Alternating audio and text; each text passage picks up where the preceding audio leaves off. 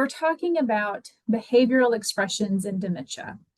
So we're going to talk a lot about what that means. So really kind of reframing what all that means, what are the causes of those, the warning signs, and then we will talk about how maybe we can possibly prevent some of these more challenging expressions, interventions for these expressions, and then we will, depending on time, cover some typical challenging expressions and dive deeper into those for this 1 hour that we have together.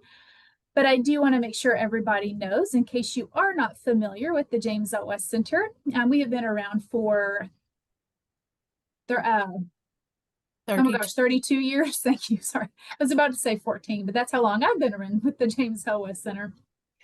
And we serve persons impacted by dementia. So that are those that have the diagnosis. We have a variety of services for them. So we have our residential care. We can do short-term respite care. We do have short-term rehabilitation care for those that have dementia. We have our senior day program that is more for persons. It's not long-term care, but this is a day program for persons with dementia. They go during the day, they get the socialization, they get some stimulation, but it's also a respite or a rest for caregivers as well. And we have our at-home services. So we are able to come into your home and provide services and education and care for families that are still at home. And then, of course, we have our family and professional education that you are taking advantage of right now, also, which we are rebranding into Dementia IQ. So you see that logo there, but that is all of our family and professional education, including today's program. We have our support groups that Holly runs, and we have our bilingual education as well, and all of our on-demand stuff. So today's program, you'll notice, is being recorded.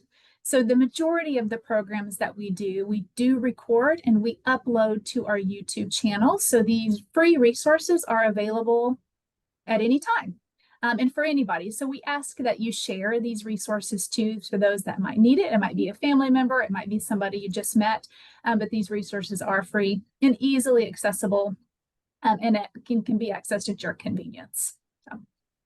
And someone asked, Amy, I'm sorry, someone asked about the home services, and that is for Tarrant County at this time. It is for Tarrant County. Yeah, we just started in July, so we are growing that program, but it will expand. I know it will. So, but today, like I mentioned, we are going to define these behavioral expressions, help us reframe them. We'll talk about warning signs, the root causes of some of those more challenging expressions, but then we're going to learn how to respond, what those interventions are, but responding with compassion. And then we'll dive deeper into some typical expressions and how to manage those too. But reframing challenging behaviors. And if you've been on one of our programs already, you know that we don't use the word behaviors anymore. And we're trying to make that a change across the system, right? Because behaviors has a negative connotation to it. So we are using the word expressions. But you can see on the screen and just a definition of what behaviors are. Behaviors aren't bad. It's just how we act. It's how we conduct ourselves, especially towards others, or it's how we respond to or react to a particular situation or stimulus against others. So it's not bad. It's just how we express ourselves.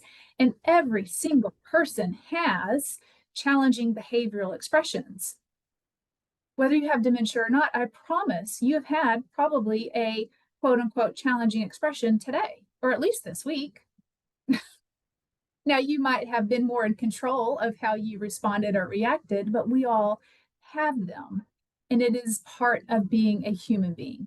But when it comes to dementia and how dementia changes a person and how it changes their communication and their need to express, or their ability to express themselves, those challenging behavioral expressions, or I'm just going to say expressions going forward, is a form of communication. It's how we express ourselves. And with dementia, that's going to be the main form of communication. You and I use expressions to communicate, but we also have our words. We also are able to reason things out and explain and make our needs known in a variety of ways.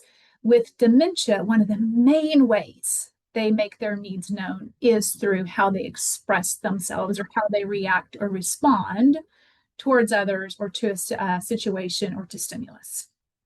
Okay. And this is where we come in and we're going to learn, well, how do I respond to their responses or their reactions, right? In the best way. So dementia is taking away their means to understand their environment. It's taking away comprehension of how we're interacting or communicating with them. But they'll always express their needs, wants, desires, wishes, likes, dislikes, their emotions. That will never change for somebody with dementia. Their need to communicate. It's how they are communicating is what's changing. And as we discuss over the next hour, some expressions will need your attention and some of them won't. Okay, some of them will be easier to redirect or distract than others, but we'll dive deeper into that. But really understanding those last 2 bullet points on here, how we respond or react to them can make the situation better or it can make it worse. And then what we really need to focus on are those unmet needs, not bad behavior. Okay, so we sometimes think, well, they're acting up or they're just, they're acting inappropriate or they're being mean or they're trying to cause a hard time or give me a hard time.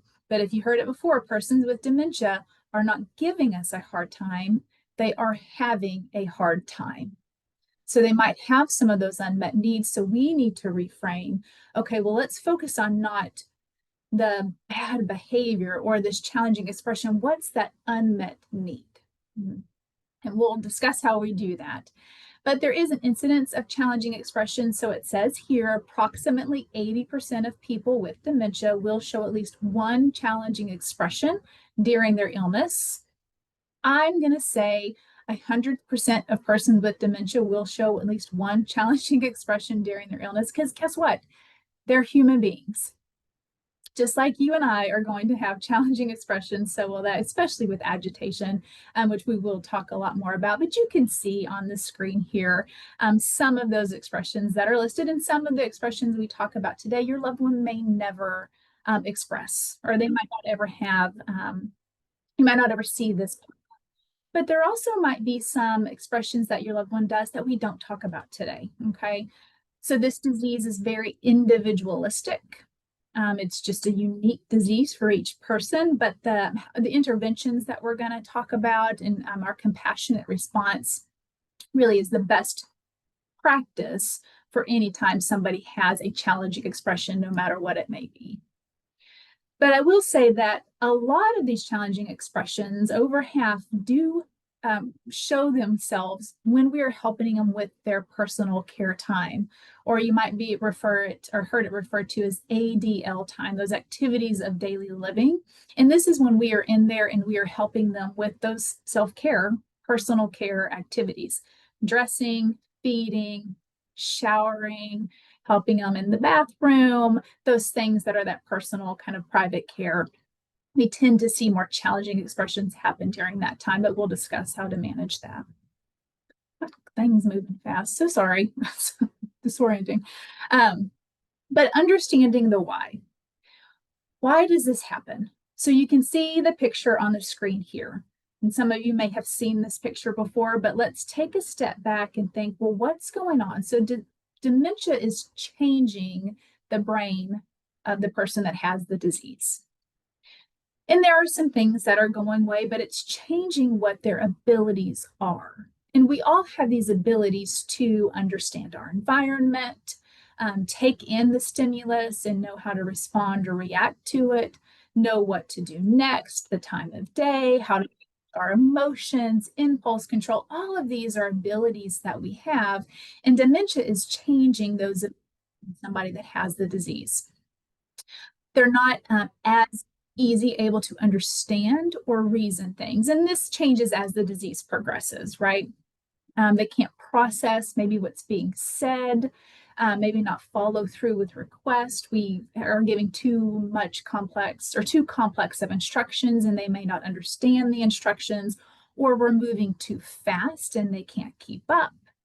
The environment is too overstimulating, so they can't focus on the task in front of them because there's too much going on. It might be too many people in the room, or it's too cold, or the lighting's really harsh, and they can't filter out all the environmental stimulation and focus at on the task in front of them. And then, as we've talked earlier, the communication changes. So you can see on the screen here, let me get my pencil out, point out a few things. You can see on the screen the changes that are happening. Obviously, the left-hand side, that's somebody that has a normal brain. The normal brain that's functioning optimally is 3 pounds. So that's yours and my brain. Somebody, and it has on the screen, very late stage Alzheimer's disease. The brain is, atrophies or it is dying over time, and it's somebody that passes away from dementia or has very late stage dementia. The brain's about 1 pound. So they are losing brain tissue. And as they're losing brain tissue and they're losing connection between the neurons, that's where those changing abilities come in. But for a few things I want to point out on the screen here before we go into can y'all see the drawings I'm making on the screen? I hope so. No, we can't. Why not? I see your pencil, but I don't see the drawing. See a thing now? Oh, there it is. There it is. Okay. All right. Had to make it bigger. Thank you. But a few things. So where I put that circle right there, that is our temporal lobes. Okay, so our temporal lobes is where, got 2 of them, our right side and left side. It's where our ears are at the side here. And this houses a lot of our abilities in regards to communication. So our vocabulary is here, our ability to speak using words, make a sentence that makes sense, and verbally express what my needs, likes, wants, etc. are. It is also an area that's our comprehension. So our ability to comprehend what other people are saying, follow a conversation, things like that. So you can see if I draw the circle here on the late stage dementia and just the changes that are happening as the disease progresses. Now it's not, what's going on?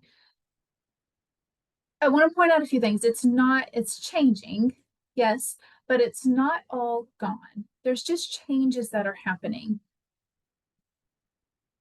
So they're less able to use words to express themselves, less able to comprehend, but it doesn't mean it's completely gone. It's just changing. A few things about the temporal lobes. We know that language on the left temporal lobe, that's where it houses the most of our language, so our words, our vocabulary, and all that. And we lose more on the left. So we're going to lose, and earlier on, you'll notice your loved one has a harder time communicating with words and with comprehension. And that as the disease progresses, that's progressively going to be a changing ability and progressively get harder. But again, their communication, their need to communicate doesn't change. It's how they're communicating that's changing. So they lose more language on the left. But on the right temporal lobe, this is where we retain more, but this is where we have more rhythm of speech. We have more music. We have those like rhymes and poetry and things that stay. So we retain more on the right. We might lose more on the left, but we retain more on the right. And understanding this and knowing this is part of us trying to reframe our attitude or our responses to somebody's communication as their challenge, as they might have more expressions in their communication. Because if they don't have the words to use, but they still want to tell us that they're uncomfortable or that they don't like this environment, or that they're excited. They may not have the words, but they're going to have their expressions to do that. Okay. A few other things. This is where our hippocampus is. And our hippocampus houses our short-term memory and our ability to navigate time or understand the passing of time. So time for somebody with dementia changes. That ability to know where they're at in time changes, or how much time has passed. 5 minutes might have passed, but they may think it's been 5 hours or even a few days. So that processing of time changes for them.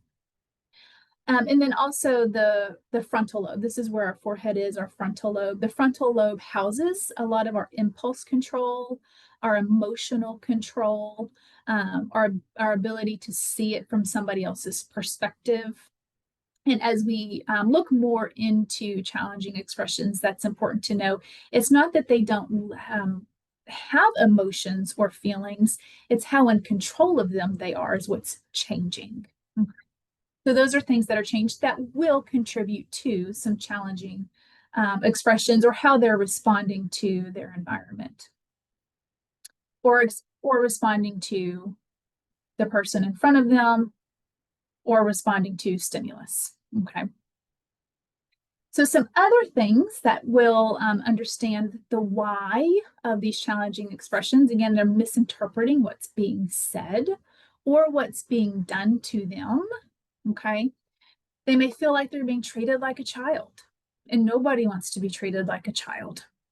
You know, our persons with dementia are grown adults. They've lived their lives, they have responsibilities, they have people that rely on them, they have these roles they play in their lives. And if they don't feel like those roles are being respected, or we take away some of those responsibilities and treat them more like a child, inadvertently or unintentionally on the caregiver's part, but if they feel that way, they can have an expression. They can tell you, they may not be able to tell you verbally, hey, I feel like you're treating more like a child, or you're taking away things that I can still do, and I don't appreciate that. But they might respond with an expression. Okay. It could be rebelling against care, or they might be resistant to care that we provide, but they're telling us something. Okay. Having feelings of being useless or not having a purpose, they don't feel worthwhile. Again, a loss of that control, that impulse control and emotional control. It's not that they don't have emotions or impulses, they just not as in control of them. They can have conflict with other family members or other residents that are around. We might be asking something that's too complex or too difficult, or we're moving too fast, or we didn't tell them in time or tell them what we were going to do or ask them permission. Sometimes we just go in and do to somebody with dementia and we don't get permission, and we don't have that focus on, well, let's do it with. I'm caring with you. This is a partnership. Sometimes we come in and as this is not a partnership, I'm just here to get a task done. And people will respond to that. You know, if you just put yourselves in their shoes and somebody comes in and starts to get a task done to you, well, how are you going to respond? How is that going to make you feel? And what will you find yourself wanting to do? Resist care, rebel, try and stop them, you know, all of those things, right? So we're putting ourselves in their shoes. And then there's this desire for the familiar, safe spaces. So you might see they want to leave, they need to go home, or they're going to go meet former obligations, whether it's a job or they go to go find their kids or something. That's something familiar and safe. And if they're doing that, they're trying to tell you, I need something that I feel safe and I feel connected to something that's familiar to me. And it may be that they're in the home that they've lived in for the past 30 years, but in that moment, that home is not familiar to them. So we need to provide something that's familiar and safe. Again, we'll talk more details about that. But some other things that will increase chances for challenging expressions is a new environment. The environment does play a big role into persons with dementia and how they're able to function, feeling safe and familiar. But any change in the environment, whether they've moved from one home to the next, or they've had somebody move into their home, you know, any kind of changes like that are there's going to be an adjustment period for that, but it could even be something as the doctor's office. That's a unfamiliar environment. So you might see more challenging expressions or a more difficult time in the office because the environment's so different. And they're getting a different vibe from it. And it might feel unfamiliar, but it might feel a little bit scary. It might feel sterile. And they're trying to tell you, I'm nervous, I don't like this, but they'll tell you through an expression. Undiagnosed pain, they will absolutely express that. And we will talk more in depth about how they're going to communicate pain and how we intervene for that. Any other physical problems, because it might be a urinary tract infection, it might be medication side effects, it might be the arthritis has flared up, they might have slept wrong, they might have constipation, anything like that, they will express in certain ways. Bored or lonely. I also think you can include this with their feelings of worthlessness or not having a purpose. A negative approach from a caregiver or anybody else in their environment. How we interact with them will play a huge part. Like I mentioned earlier, it can make a situation better or it can make it worse. And then there's sundowning. Sundowning is which we'll talk about more in depth, but it is a time of day to where we see an increase in confusion, sometimes agitation, maybe more restlessness, and sometimes and most of the time that happens in late afternoon, early evening. Things moving.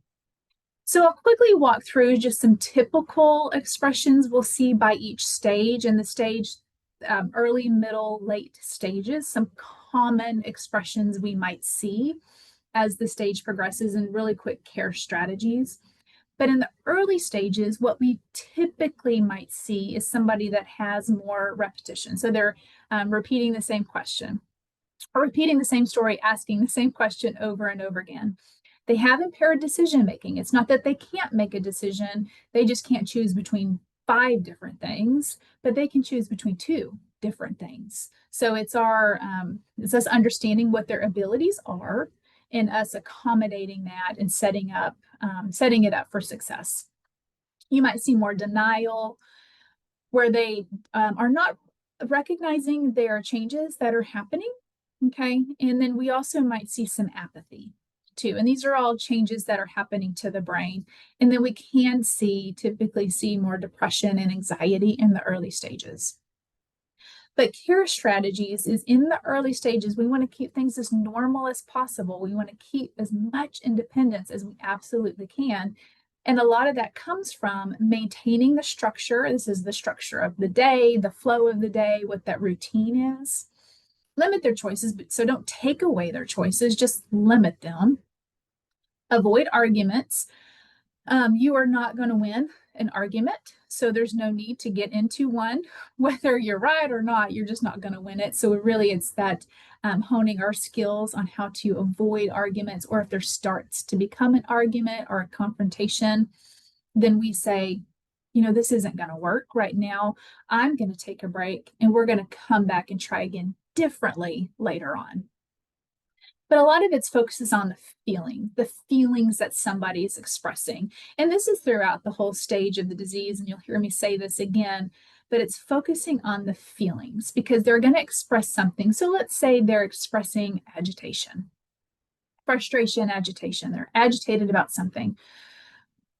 The words they are using may not really add up, or may not make sense, I should say.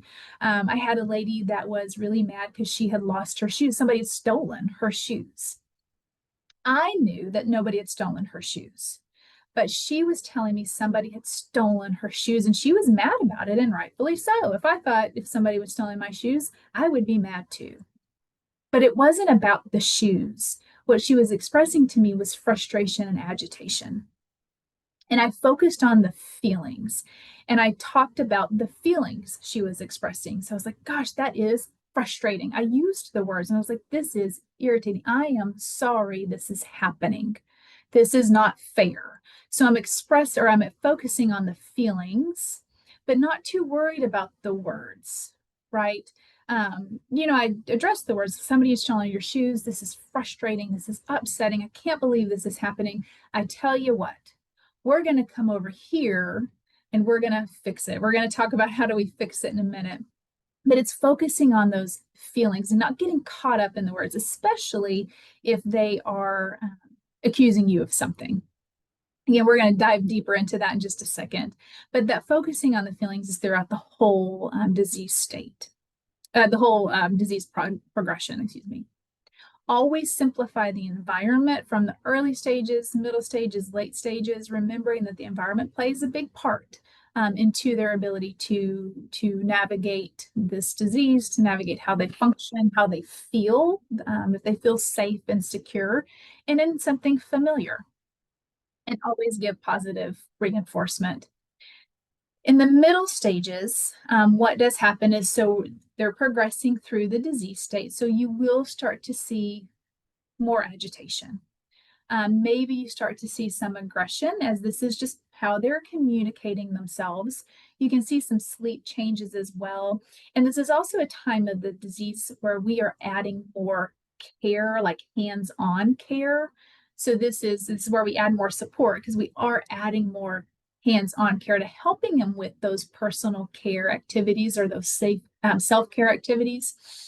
So we might see an increase in more challenging expressions, especially as we get into those personal care things. But we add more support. We want to slow down, and we really want to focus on maintaining independence and dignity as the main focus when we provide this hands-on care. And it's step-by-step instructions. Like I mentioned earlier, we don't want to come in and just start doing to somebody, but we come in with the approach as we're doing this together. And our words and our approach can make or break a situation. It's keeping the routine, but also the routine having a routine and then rest as well. So plenty of time to stimulate them socially, cognitively, but also give them time to rest and reset throughout the day. And then, oh yeah. Sorry, I was just going to hop in with one thing. There was a question. Keep in mind, and we say this a lot in our support groups, if you've seen one person with dementia, you've seen one person with dementia. Everyone with dementia is not going to do all of these things. Right. They may do one, they may do 5, they may do 30. They may do 1 today, 5 tomorrow, and 30 the next day. So no, they are not every person with dementia is going to have all of these expressions, but these are common enough that they're worth talking about. There's about 36 common expressions. And no, you will not see every one of them. Or maybe you will. But you probably won't. So everyone's is different. That's the answer. Everyone's is different. Yeah. Thank you, Holly. Yes, absolutely. And if you'll notice on here, those care strategies, a lot of them are similar in each. We have positive reinforcement, maintain independence and dignity, stick to a routine. Nonverbal communication is going to be important in all stages of the disease, especially middle and late stages. In the late stages, we can see more withdrawal, and this is inward withdrawal. They're going to sleep more, so they're going to sleep more throughout the day. And when they're awake, they might be semi-alert or hard to focus on anything. They can be more agitated, especially in care when we're providing care for them, because during the late stages, we are providing care for all of their self-care needs, for all of their needs, right? Following instructions is going to be harder for them. So a 2-stage command, it's not that they can't do it. We just have to set up our approach, move at their pace, make sure we have a connection with them, and focus on comfort. So you see there in that list, comfort is that main focus. Our nonverbal distractions, we'll talk about gentle touch, but again, you see that focusing on the feelings that they're expressing, and we want to validate those feelings. Simplifying the environment. So all of those are similar. It's just matching those care strategies to the abilities that the person has. There we go. So I want to talk about the ABCs of expressions. So when somebody has a challenging expression, what we can do is walk through this ABC model to help us understand maybe why they did or didn't do what they did or didn't do. And that way we can prevent it in the future or lessen the severity of the expression later on in the future as well. So in this ABC model of decoding challenging expressions, the ABC stands for the antecedent, which is the activating event, or it's what the precursor was to where you see the behavior. Now this, I can't change this model because it's not ours. So behavior, we use the word expressions, but it's the behavior they use to communicate to you something is wrong or something, but there's an unmet need. And then there's the consequence of this challenging behavioral expression. And if I can get to, because I don't maybe not want this challenging expression to happen again, or I don't want it to be as severe, and if I can get to what caused it, and if I can change the environment or change my care approach, then maybe I can prevent it or be more proactive again in the future so it doesn't happen again. So this is one model. It helps us identify triggers that may upset our person with dementia. Again, if we know a trigger, it can be avoided, or we can make it less severe. And this works with anything, and it works in all stages of the disease. But understanding as the disease progresses and as it's changing abilities, so will the expressions and what triggers them, okay? So something that never bothered them before could bother them now. It is taking them longer as the disease progresses to process things. So it might be that they just didn't understand it, or they're still processing something that we've moved on to the next step, but they haven't processed it yet. And now they're mad because we have caused more stimulation. And they can't control their agitation like they once could. Again, it's that impulse and emotional control. They're just not as in control. And their inability to understand or state their needs. So what this looks for, and we're going to walk through in an example, but there's the antecedent. It's the event that happens before the challenging expression occurs. And this can be immediately before it happens, but it can also be what leads up to, can be a couple of hours before that, could even be a day before. Something happened that triggered this challenging expressions, okay? So what happened before it? And then asking yourself, where does it happen? Is there a particular area in the house that it happens? Or did it happen at the doctor's office? Or did it happen in the car? Where this happened? Was there something going on in the environment? Was there a change in the environment?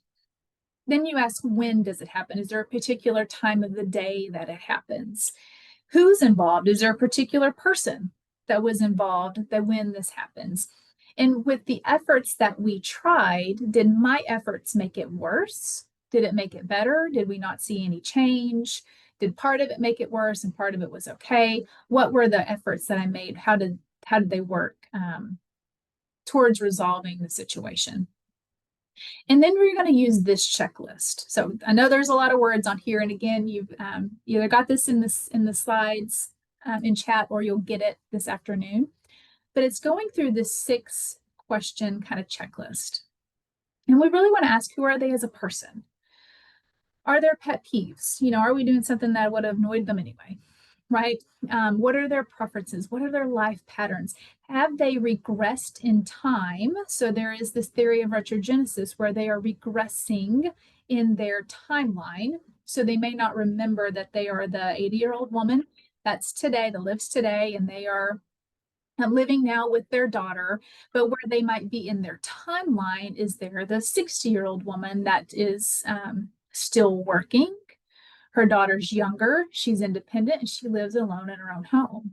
And if that's the reality she's living in, then that might be contributing to a challenging expression, right? So it's that history, that personality, and we need to try and see it from their perspective. Put ourselves in their shoe. What was the environment doing?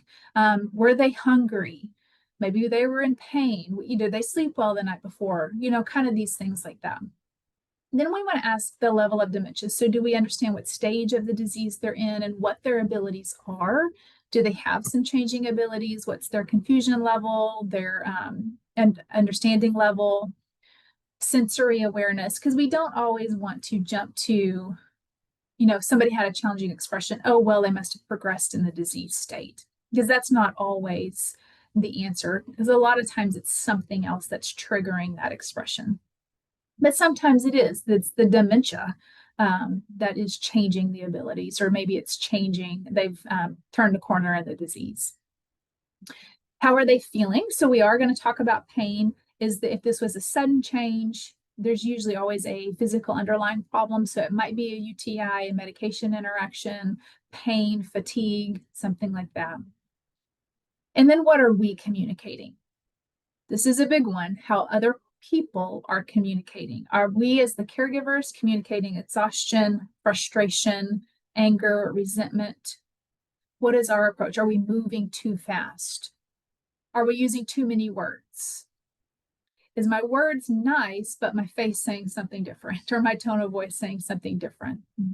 This nonverbal communication, they're going to be able to understand nonverbal communication way before they'll understand the words that we use. So we have to make sure that's our focus. And then the environment, I've talked about several times. Is it too hot, too cold? How many people were in the room? Is it a new environment? Just look around and see what's going on. And then the times and patterns and routines. We briefly talked about routines, but routines are important. And it's not that they remember specifically the time of the day. And, it's noon, so it's time for lunch. And 1:30 is our exercise time. But it's the familiarity of the day. And most people do better on a routine. No matter who you are, we just typically do better on a routine because there's a familiarities. There's nothing spontaneous that'll catch us off guard or add confusion to it. And then we also want to make sure that we're filling the day with things that are productive. So we're giving them things that are giving them purpose so they can contribute back. But there's also time for fun. And there's also time for rest and recharge. Okay. We want to make sure we have plenty of time in each day. We don't want to fill the day with constant things to do, because that can cause too much overstimulation and restlessness. And in the afternoon, it might be too much for them if they didn't have time to recharge and rest. So this is a checklist to walk through. And I want to read this example. So just we see how we see it played out and understanding the ABC and how we use this method. So I'm going to read this example to you, and then we'll talk about how we use it. But the antecedent, or that activating event. So Mary is taking care of Rob. Mary and Rob are a married couple, but Mary slept in and is now in a hurry. She wants her husband, Rob, to quickly get out of bed, take a shower, eat, and get dressed before a driver arrives to take him to his doctor's appointment. Because of her late start, Mary yanks off the bed covers and yells at Rob to get up. He doesn't understand the words, but reacts to her tone of voice. Mary gets angry when he pulls the covers back up, and she yells, "I'm in charge here." Mary drags Rob out of bed and rushes to get him dressed. He now must balance on one leg rather than sit down to pull on his pants. This is not their usual routine, as Mary usually takes time in helping Rob get ready for the day. Rob loses his balance because Mary is rushing him so much. He grabs her arm for support and does not let go. Mary yells, and he grabs even tighter. Rob is now digging his nails into Mary's arm. Mary loses control and smacks Rob in the face. Rob hits her back. Mary thinks she is fighting, though it may be that he is just afraid and doing to her what she did to him. One problem leads to the next, and Mary now worries that Rob will hurt her again. And she questions whether she can care for him at home, or wonders if he needs to go to a community. So as I read this, and as you're looking at this is a very real situation. And there are a lot of things that probably could be changed in the future if this ever happens again, that can be changed to avoid this happening in the future. And because of time, I just want you to think to yourself, well, what are some things that could be changed or done differently that we can avoid this in the future? And a few things is that Mary knows that Rob can't be rushed.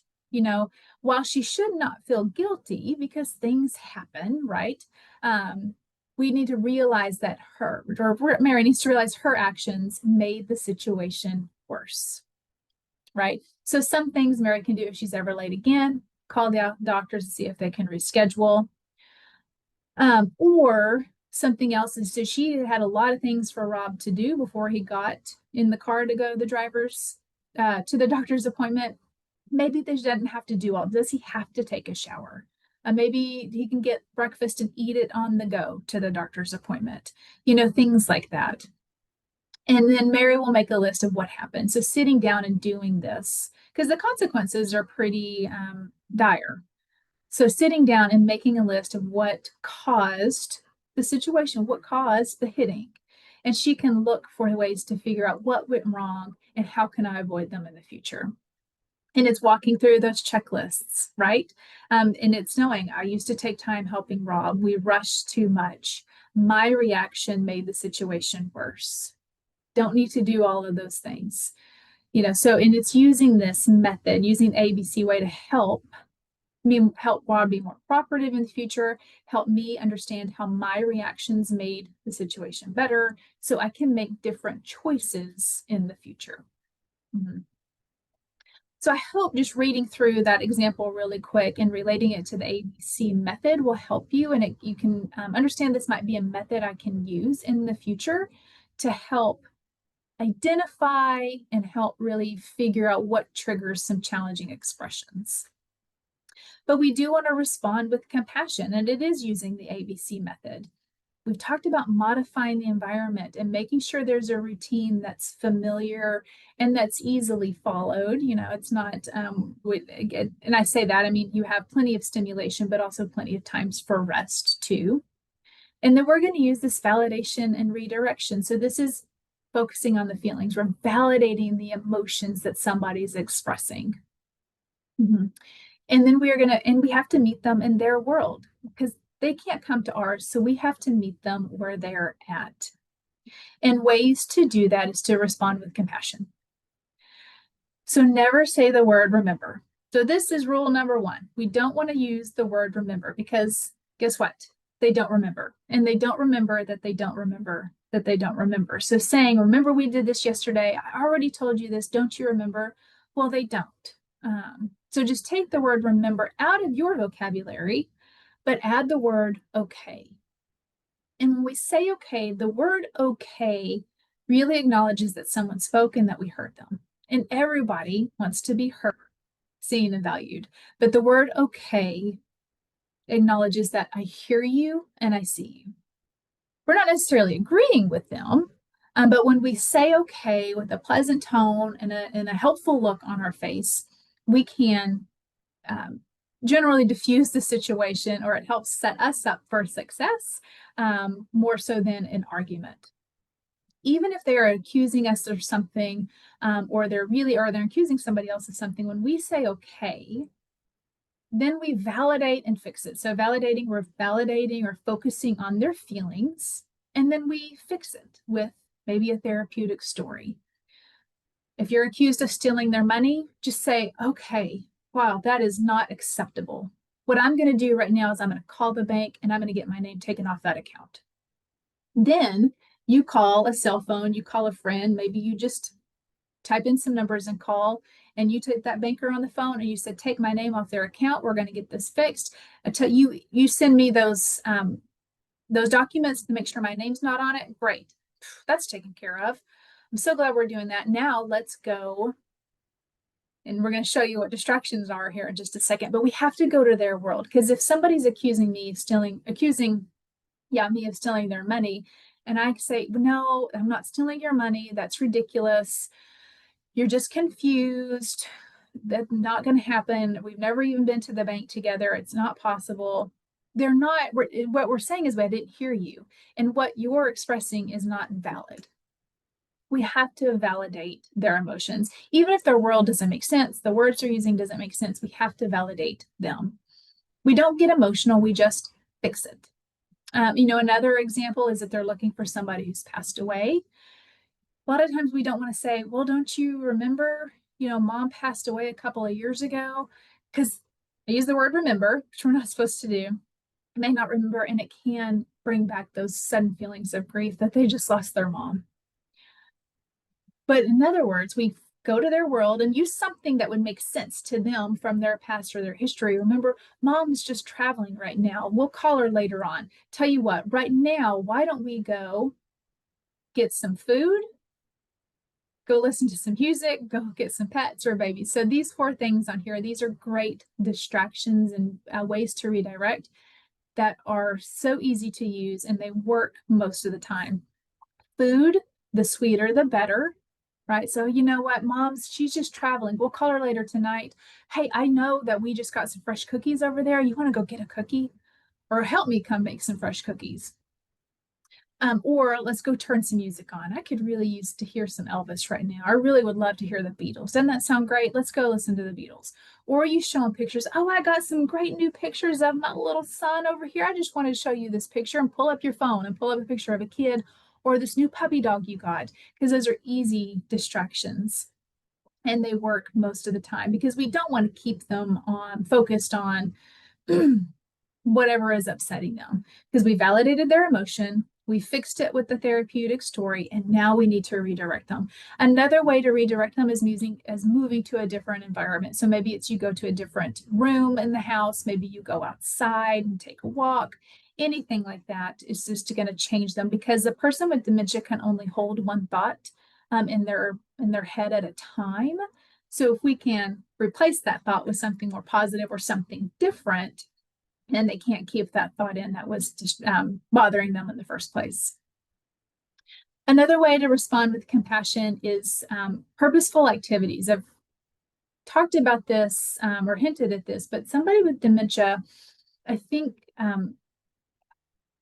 doesn't really have a lot of purpose or meaning, or we need to make sure that we fill their day with purpose and meaning, in the sense of that they belong here and that they're needed.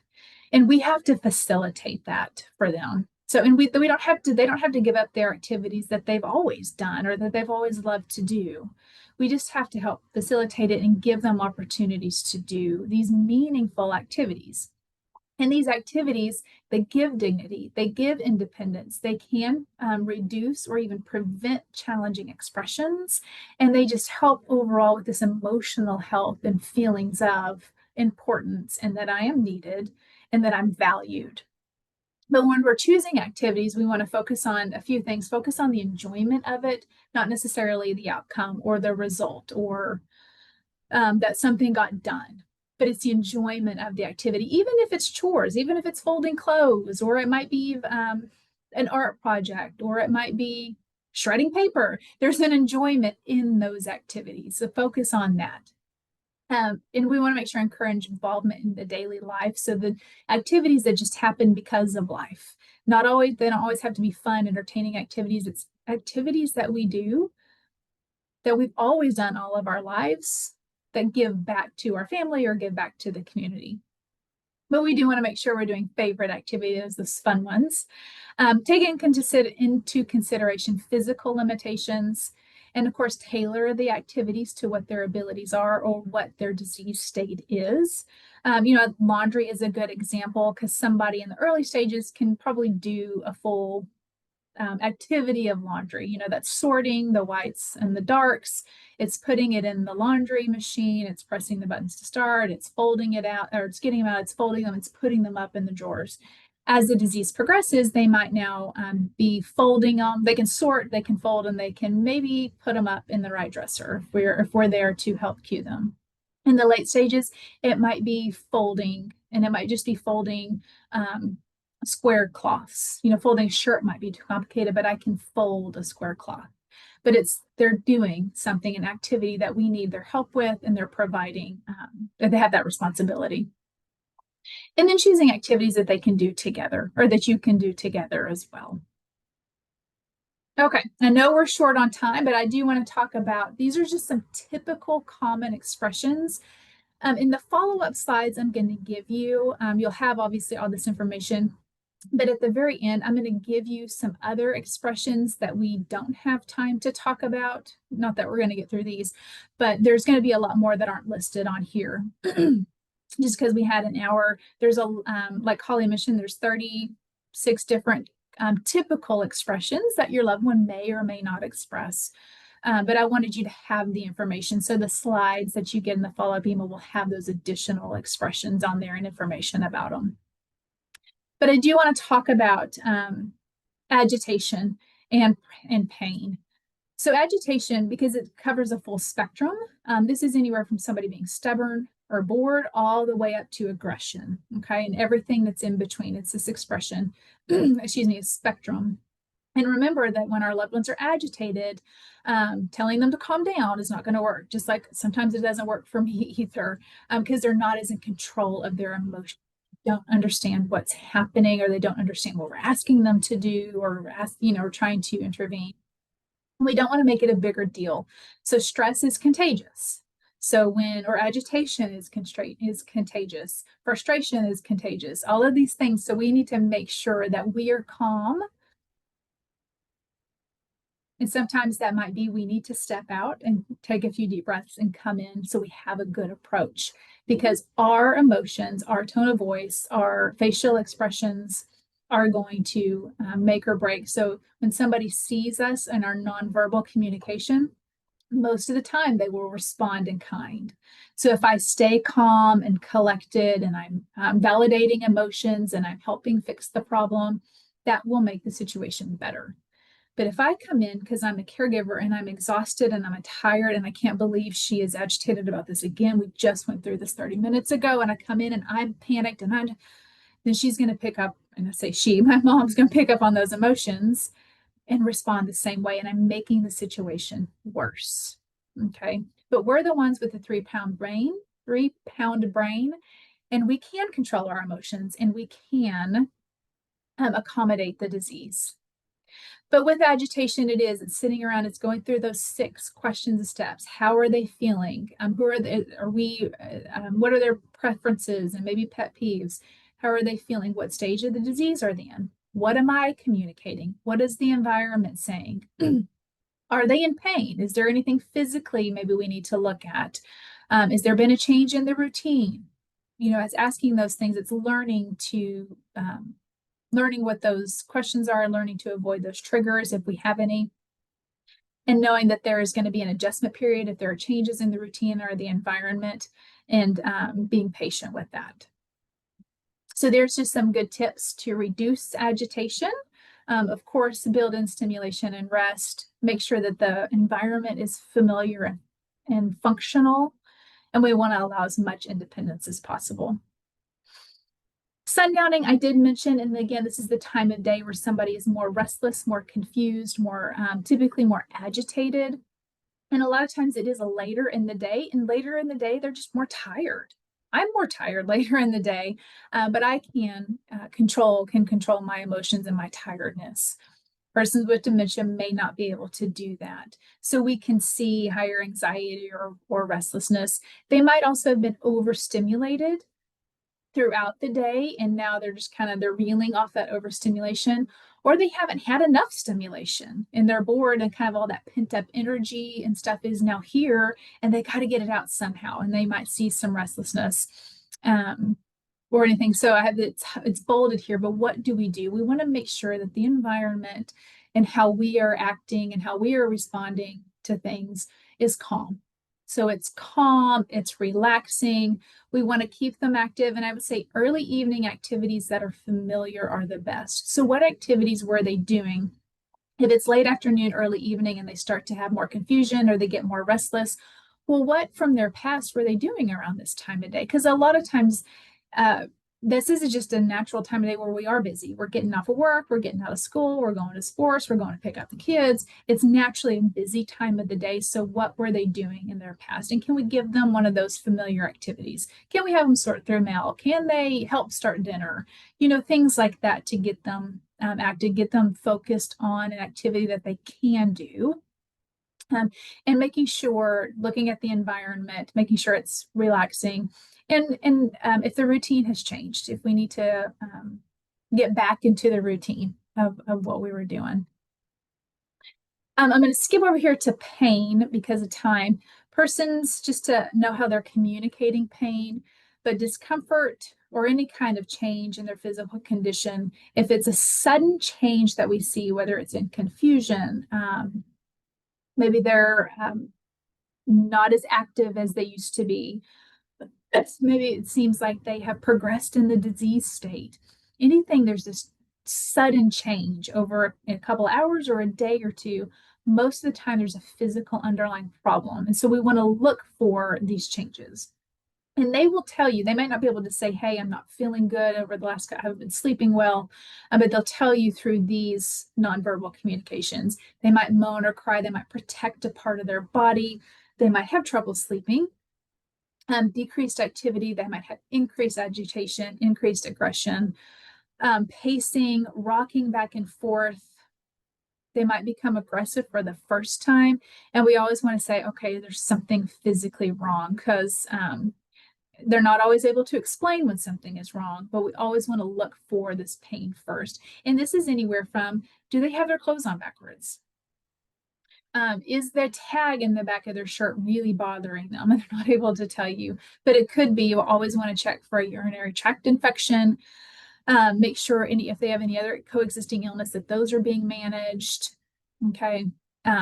Look for constipation, or maybe treat for constipation, exhaustion, dehydration, all of these things. Because if we can fix that problem, then those expressions will go away. So really, if it's an acute change or a sudden change, that's really an indication there's pain, but they're going to tell us in some way that they're pain. And I'll say this, if you go and ask them, hey, are you feeling bad? They're going to say no. That's just going to be then, because they're not comprehending. So you have to be a little bit more specific. Does your head hurt?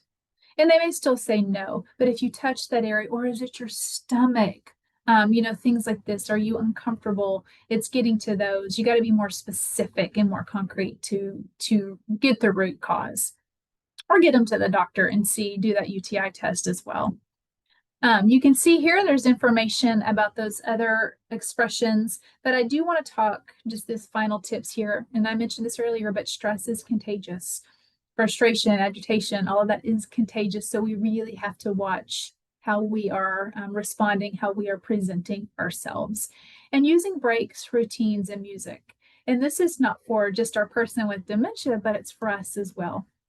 Caring for us. So I do have the energy, I do have the mental fortitude to not react, but I can respond appropriately. Using support groups, knowing that expressions are a form of communication and there's a purpose for them. We have to speak dementia, learn how to speak dementia.